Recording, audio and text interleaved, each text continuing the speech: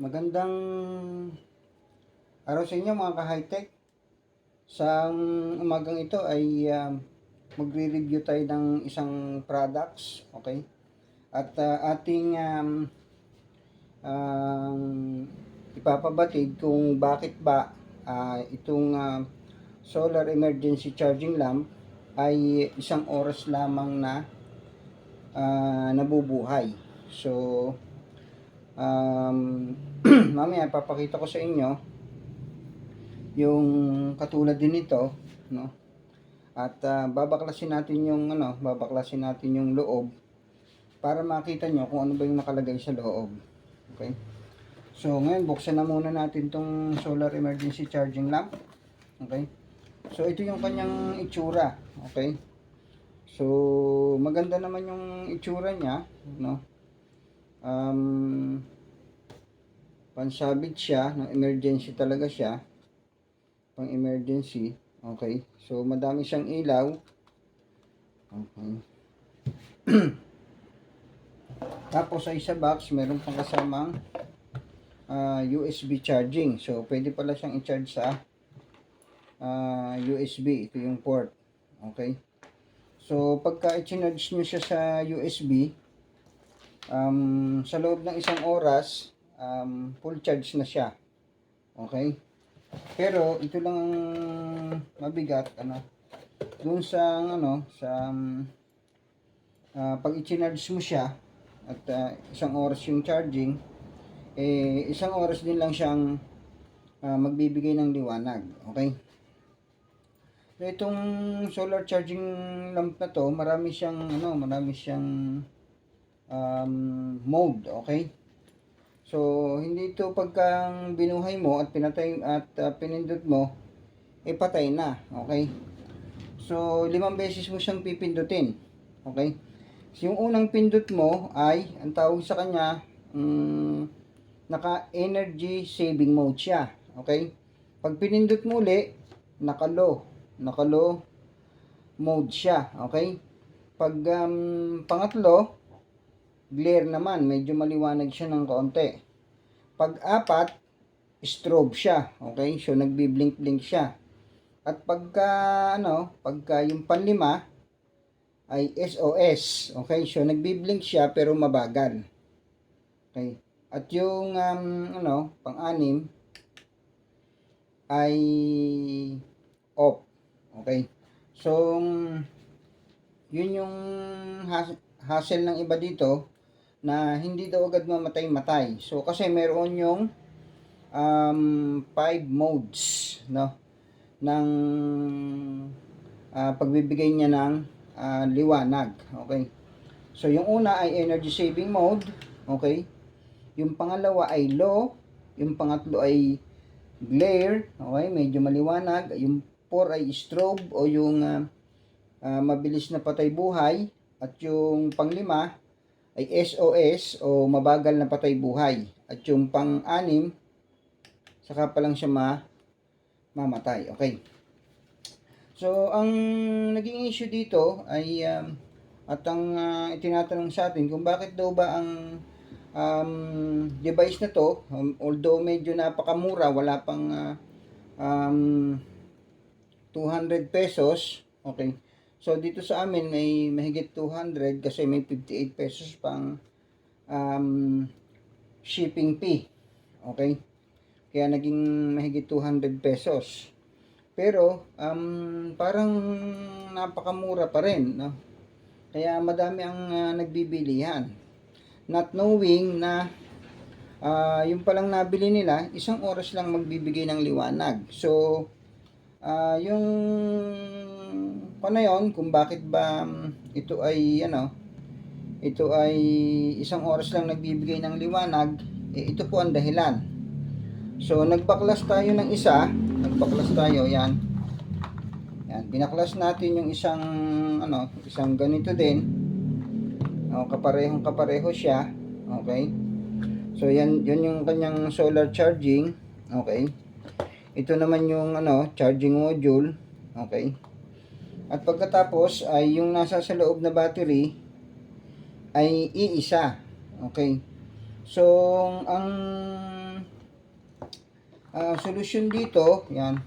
Yan yung ano. Yung solusyon dito, parang ito ay magbigay ng mas matagal na liwanag, ay palitan ng battery. Okay, palitan nyo ng mas mataas na mAh yung battery. Hindi pwede yung 1,200 mAh lamang. So, pwede nyo palitan ng 2,200 mAh, okay, o mas mataas, okay. Wag lang tataas ng mahigit 3,000 mAh. Kasi, yung ito naman ang magkakaroon ng diferensya sa kanya, yung kanyang charging port, okay? So hindi siyang makaka full charge, okay? Pero tatagal yung kanyang pagbibigay. Sa halip na 1 oras lang ang itatagal, pag nilagyan niyo ng 2,200 mAh, magiging 2 oras. At pagka 3,000 mAh, magiging 3 oras. Okay? Isang charge lamang. Okay. Ngayon, ang isa pong the best na solution, alam nyo, pag hindi kayo technician, baka sa halip na mayari, ang mangyari ay masira nyo pa. Okay? So, pwede nyo magkaganito. Yan, natanggal yung kailangan nyo pang ihinang. Ngayon, kung wala kayong panghinang, mahirap pong ibalik ito. Okay, so, kailangan meron kayong panghinang. Kung technician kayo, walang problema.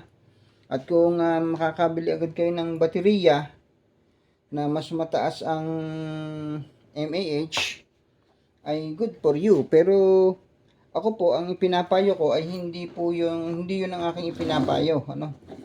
So, wag nyo na itong baklasin, no? Huwag nyo nang tanggalin ng mga tornilyo at huwag nyo nang palitan ng battery. Ang gawin nyo na lamang, okay, bumili kayo ng power bank o baka meron na naman kayo dyan sa inyong bahay na power bank. So meron siyang USB nakasama dun sa kanyang dun sa mga nakabili na ng ganito, bumili na lang kayo ng power bank o kung may power bank kayo, yun na lang inyong gamitin kung gusto nyo gamitin magdamag. Okay? So, kapag ka po ito ay ginamit nyo, okay, isasaksak nyo lang siya sa USB. Kahit nakasaksak siya sa USB, pwede nyo gamitin. Pwede nyo siyang buhayin. So, maliwanag siya, kaya niyang magbigay ng ilaw magdamag. Kaya niya magbigay ng ilaw ng magdamag, hindi niyo pa ginalaw yung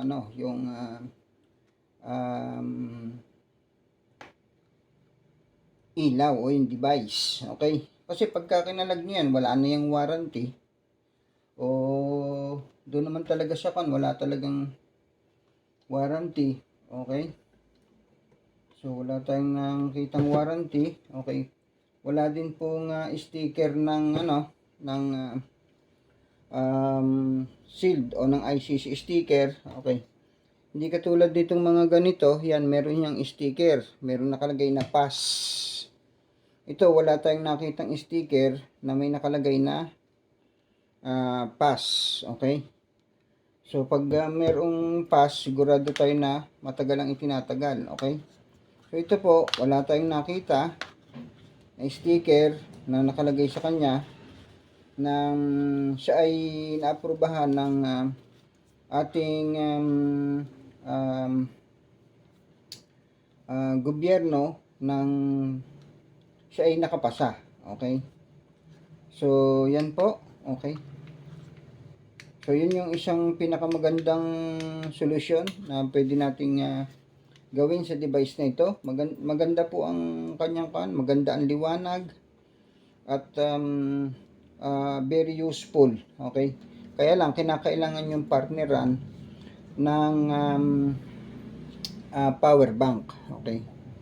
So yung power bank ko lang ay Hindi ko maintindihan kung saan napapunta, kaya hindi ko mai-demo sa inyo. Pero nasubukan ko na siya dun sa aking 10,000 milliamperes ng baterya, hindi pa naka 50%. So yun, maganda po ang nito. At sana ay magtagal. Okay, so ito naman pong isa, ito namang sirang ito. Ito naman ay yari pa lahat yung kaya nga lamang ay may problema na dito yung battery. Okay, nalolobat na. Madali na talagang malobat kasi nga mababa yung amperahe. Papalitan lang ito. Okay. Pag napalitan ko ay akin nang ibabalik at nang magamit.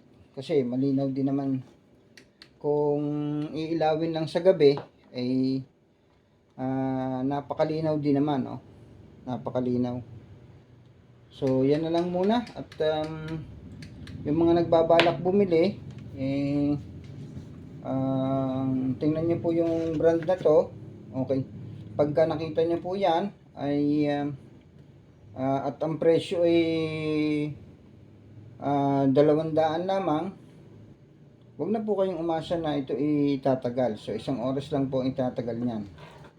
So kung okay na sa inyo yung 1 oras, kung kayo naman ay merong baterya na power bank, gusto niyo mas matagal, ay pwede po. Pwede. Siya ay nagagamit habang siya ay nagcha-charge. Okay? At pag sa araw pa nga, ito maganda, pag sa araw, pwede niyo siyang isabit at magcha-charge naman siya sa araw. So, yun.